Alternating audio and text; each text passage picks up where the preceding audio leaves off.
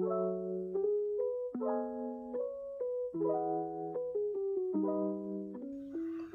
semuanya, kami dari kelompok 4 akan mempersembahkan podcast yang berjudul Memulai Perkembangan Kota di Masa Depan. Sebelumnya, perkenalkan, saya Alysius Genca Gavino Adi Wicaksono dari kelas 10 IPS 1 absen 1. Hai, saya Bernadita Safira Kristiana Putri, kelas 10 IPS 1 absen 6.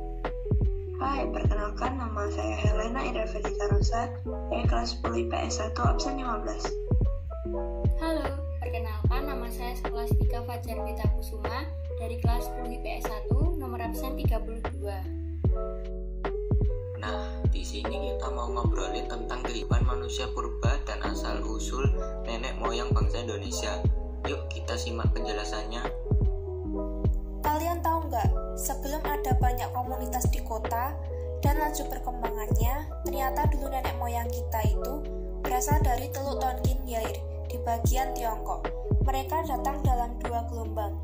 Gelombang pertama kita sebut Proto Melayu yang datang sekitar 1200 sebelum Masehi dan menyebar, dan gelombang kedua Deutero Melayu datang 500 sebelum Masehi dan menyebar.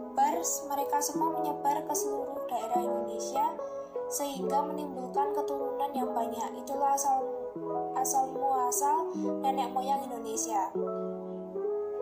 Proto Melayu diyakini sebagai nenek moyang orang Melayu Polinesia yang tersebar dari Madagaskar sampai pulau paling timur di Pasifik. Kehidupan di dalam hutan menjadikan mereka terisolasi dari dunia luar sehingga memudarkan peradaban mereka. Penduduk asli dan ras Proto Melayu pun kemudian melebur dan kemudian menjadi suku Batak, Dayak, Toraja, Alas, dan Gayo. Ras Deutero Melayu adalah ras yang datang dari Indonesia bagian utara. Ras ini membawa budaya baru berupa perkakas dan senjata besi di kepulauan Indonesia atau kebudayaan Dongson. Ras Melanesoid ini tersebar di lautan Pasifik di pulau-pulau yang letaknya sebelah timur, yaitu Irian dan benua Australia. Kedatangan Melanesoid di Papua berawal saat zaman es terakhir atau pada tahun 70.000 sebelum Masehi. Suku Melanesoid saat itu hingga mencapai 100.000 jiwa, meliputi wilayah Papua dan Australia. Bangsa Proto-Melanesoid terus terdesak oleh bangsa Melayu. Mereka yang belum sempat mencapai kepulauan Papua akhirnya melakukan percampuran dengan ras baru tersebut. Nah, begitulah penjelasan tentang kehidupan manusia purba dan asal-usul nenek moyang bangsa Indonesia. Oh iya Vino, mau tanya dong, apa aja sih contoh patung 3 dimensi di daerah perkotaan? Contohnya, di Surakarta terdapat patung Slamet Riyadi. Peletakan patung Slamet Riyadi yang berada di tengah jalan dan berada di wilayah strategis menjadikannya sebagai landmark penting bagi kota Surakarta. Patung tersebut tepat berada di atas jalan utama kota, jalan yang juga dinamai dengan nama Slamet Riyadi. Terdapat nilai estetika tersendiri pada patung tersebut. Aku mau tanya nih, apa aja ketentuan Undang-Undang Dasar Negara Republik Indonesia tahun 1945 yang mengatur tentang wilayah negara, warga negara, dan penduduk, agama, kepercayaan, pertahanan, dan keamanan? Boleh dong dijelasin?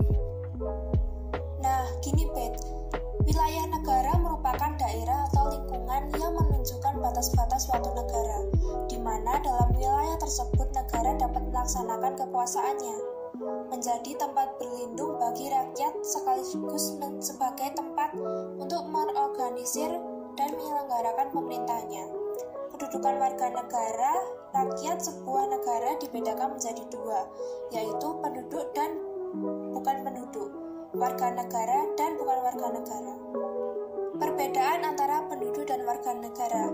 Pasal 26 UUD 1945 menjelaskan bahwa 1. Yang menjadi warga negara ialah orang-orang bangsa Indonesia asli dan orang-orang bangsa lain yang disahkan dengan UU sebagai warga negara. 2. Penduduk ialah warga negara Indonesia dan orang asing yang bertempat tinggal di Indonesia. Hal-hal mengenai warga negara dan penduduk diatur dengan UU. Agama adalah pedoman hidup manusia untuk mencapai kebahagiaan hidup di dunia akhirat. Agama adalah suatu sistem terpadu yang terdiri dari kepercayaan dan praktik yang berhubungan dengan hal yang suci. Hakikat pertahanan dan keamanan Negara Kesatuan Republik Indonesia. Pertahanan negara dilakukan oleh pemerintah dan dipersiapkan secara dini dengan sistem pertahanan negara. Pertahanan nasional merupakan kekuatan bersama, sipil dan militer yang diselenggarakan oleh suatu negara untuk menjamin integritas wilayahnya serta perlindungan dari orang atau menjaga kepentingan-kepentingannya. Pertahanan nasional dikelola oleh Kementerian Pertahanan. Setiap warga negara turut bertanggung jawab terhadap keamanan, ketertiban, dan kelangsungan hidup negaranya, terutama dalam menghadapi segala ancaman dan tantangan yang akan datang, baik dalam maupun luar yang merongrong keberadaan negara Indonesia. Oh iya, Bet, aku juga mau tanya nih, gimana sih caranya menentukan pemasaran produk transportasi dan logistik secara langsung? Jadi gini, aku mau ngambil transportasi yang dimana dalam suatu negara pasti membutuhkan transportasi untuk melakukan segala aktivitas, sehingga para warga negara aktivitasnya sangat ketergantungan dengan transportasi. Transportasi ini bisa juga sebagai salah satu sarana dalam melancarkan segala kelancaran proses logistik suatu negara. Contohnya ekspor dan impor. Pasti dalam kerjasama antar negara membutuhkan transportasi sebagai media untuk mengirim barang dalam proses kerjasama itu. Beta, apa sih hubungan ekspor dan impor dengan pergaulan remaja pada saat ini? Jadi gini, terkadang ekspor dan impor yang dilakukan negara demi melancarkan hubungan kerjasama sering disalahgunakan oleh oknum yang tidak bertanggung jawab dan hanya mencari keuntungan. Contohnya seperti bandar narkoba yang memanfaatkan logistik dan transportasi untuk melakukan transaksi pengiriman narkoba dan penjualannya ke kalangan masyarakat.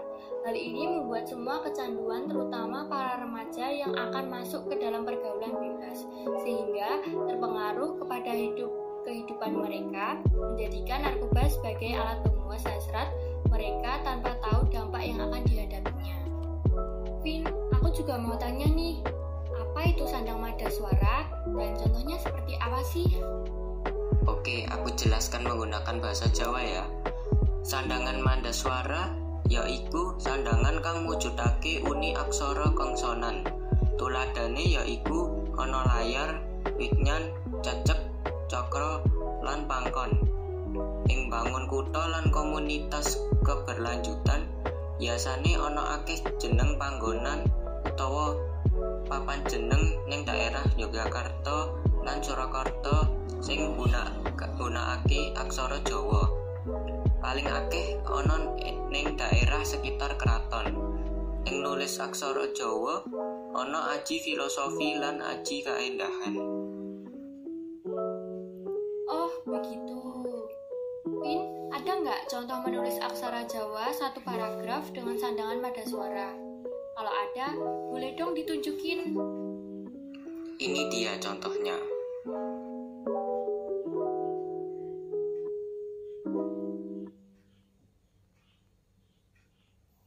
Helena, aku mau tanya nih, bagaimana kita bisa mengenal Yesus dalam menghayati kitab suci? Jadi, kitab suci dan tradisi adalah sumber pewahyuan yang diberikan Kristus dan olehnya dipercayakan kepada para rasul dalam bimbingan Roh Kudus. Sebagai sumber ilahi yang sama pentingnya, pasti mereka saling berkaitan dan bisa memiliki tujuan yang sama. Dengan adanya kitab suci dan tradisi, kita jadi lebih paham tentang kehendak Tuhan atas hidup kita, sehingga hidup kita bisa menjadi berkat bagi orang lain juga. Dari kita menghayati kitab suci dan tradisi, kita bisa lebih mengenalnya, dan kita pasti terbantu dalam kehidupan bersosial kita. Karena dalam kehidupan pastinya, kita akan mencerminkan kasih yang telah Tuhan berikan. Maka dari itu, mencerminkan kasih Allah ini sudah menjadi kebiasaan kita karena kita sudah lebih dahulu menerima kasih-Nya. Nilai nilai-nilai apa sih yang bisa diambil untuk membangun komunitas yang berkelanjutan? Nilai-nilai yang dapat kita lakukan misalnya membawa kebahagiaan dan kedamaian, murah hati, tidak gampang emosi, bersuka cita, dan tidak menyimpan rasa dendam pada orang lain. Dengan melakukan hal-hal ini, kita sudah menjalankan kehendak Tuhan dan juga bisa menjadi berkat bagi orang lain di dalam komunitas. Oke, begitulah podcast dari kami kelompok 4. Sekian, terima kasih.